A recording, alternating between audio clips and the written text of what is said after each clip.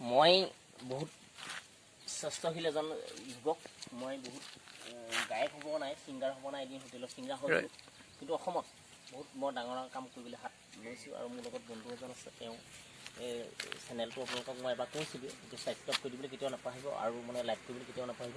আৰু কৈছোঁ, মই বহুত দেশত নানা কাম কৰিব পাৰোঁ। মই গাঁতৰ পৰা শস্যভাৱ ধৰি আনিছোঁ, আৰু মই ইমানেই নহয় প্ৰতিভা ছোৱালীকো মই হাতত ধৰি আনিব পাৰোঁ। তেনেকুৱা জানিবলগীয়া এই ডিষ্ট্ৰিক্ট ইণ্ডিয়ানত নাই।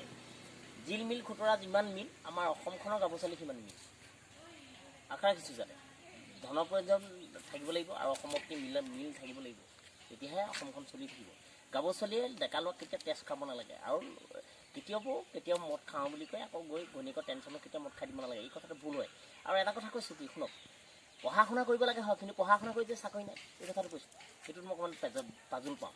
আৰু এটা কথা কৈছোঁ, আমাৰ অসমৰ ল'ৰাবোৰ এতিয়ালৈকে চব ফবগেছ, তাৰমানে কোনো ল'ৰাই ক'তো চাকৰি পোৱা নাই, ক'তো হেৰি পোৱা নাই, কোনো চাকচেছ হোৱা নাই। সেইকাৰণে মই অকণমান গুণগুণ, সেইকাৰণে কৈছোঁ মই বুমাই বটিয়া মাছক ব্ৰহ্মপুত্ৰত ধৰিব পাৰোঁ, কিন্তু মই অসমখনৰ কাৰণে মই যুঁজি আছোঁ। আৰু প্ৰতি অসমৰ যিমানখিনি গাভৰু ছোৱালী আছে, তেওঁলোকক মই এই মাহৰ ভিতৰত সস্তেপন দিবলৈ চেষ্টা কৰি আছোঁ। ধন্যবাদ।